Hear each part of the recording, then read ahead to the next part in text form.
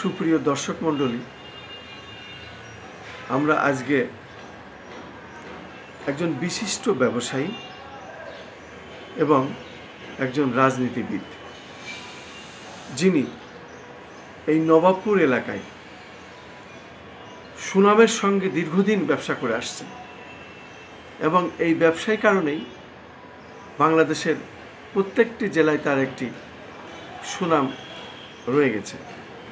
পাশাপাশি এই যে একজন অত্যন্ত ব্রড মনের মানুষ, তার কিছু কর্মকাণ্ডের মধ্যেই এটা প্রকাশ পেয়েছে। আমি ঠিক তেমনই একজন ব্যক্তি, খন্দকার আশিকুল্লাহ সাহেবের সঙ্গে আমি কথা বলছি। এখন আমি ওনার সামনাসামনি।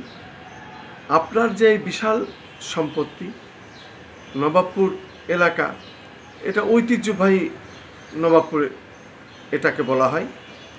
কিভাবে আপনি বেহাত হয়েছিল এই সম্পত্তি একটু বলবেন, পাশাপাশি এবং কিভাবে সরকার ফিরে পেল। সেই সাথে আরেকটু প্রশ্ন রয়েছে, সেটা হলো এই তপন কুমার বসাক, তারপরে শুভ বসাক, পায়েল বসাক, এরা কে? এই বিষয়টা যদি একটু বিশদ আপনি আলোচনা করতেন। বলুন, আপনার নাম পরিচয় দিয়ে বলুন। ধন্যবাদ। আমি খন্দকার আশিকুল্লাহ সৈকত, ব্যবস্থাপনা পরিচালক, সিভিল সার্ভিস লিমিটেড, স্বত্বাধিকারী সৈকত কর্পোরেশন, ব্যবস্থাপনা অংশীদার সিগনেচার বিল্ডার্স অ্যান্ড কনস্ট্রাক্টর এবং 222-এর ডিজি। তো এই সম্পত্তিটা তো 222 নবাবপুর, এই প্রপার্টিটা, এটা স্বাধীনতার পরে থেকেই বিভিন্ন লোক বিভিন্নভাবে এটাকে ভোগ দখল করেছে। কিন্তু দুর্ভাগ্যজনক বিষয় এটাই যে এটা প্রপারলি কেউ মেনটেন করে না। যে সবাই জানতো এটা গভর্নমেন্ট প্রপার্টি, এখন সরকারি সম্পত্তি যে যেভাবে পারছে সে পরিলুটপাট চলছে আর কি।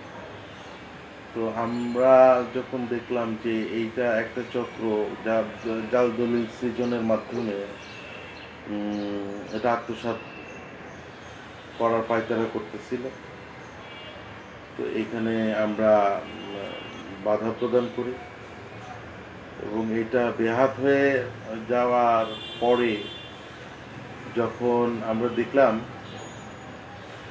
যে এই সম্পত্তি তো বেহাত হইতে পারে না,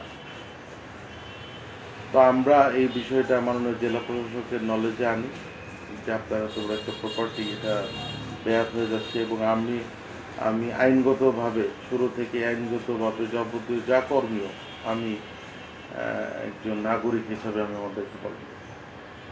কারণ আমার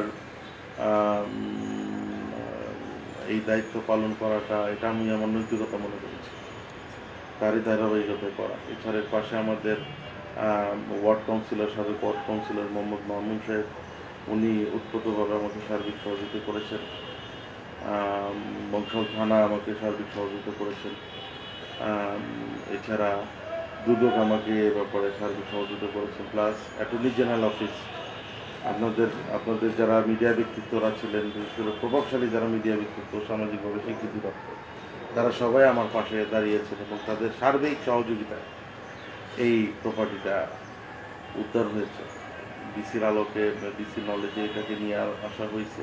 উনি তার থেকে যতটুকু যেভাবে সম্ভব উনি এটাকে করে নিয়েছেন এবং আমরা সরকারের পক্ষেই এখন আছি ডিজি হিসেবে। আর এই তপন কুমার বসাক, শুভ বসাক, এরা আসলে একটা সম্পত্তি গ্র্যাব করতে গেলে কিছু ডকুমেন্টারি ক্রিয়েট করতে হয়, তারা ওইগুলারই একটা অংশ। এবং লাস্টে যখন সুপ্রিম কোর্ট ফুল বেঞ্চ সরাসরি বলে দিচ্ছে যে তপন কুমার বসাক ফেব্রিকেটেড, অর্থাৎ যখন এই একটা বিষয় আসলো যে যারে দিয়েই শুরুটাই যদি ভুল হয়, তো পরবর্তীতে আর ওগুলো প্রশ্নই আসে।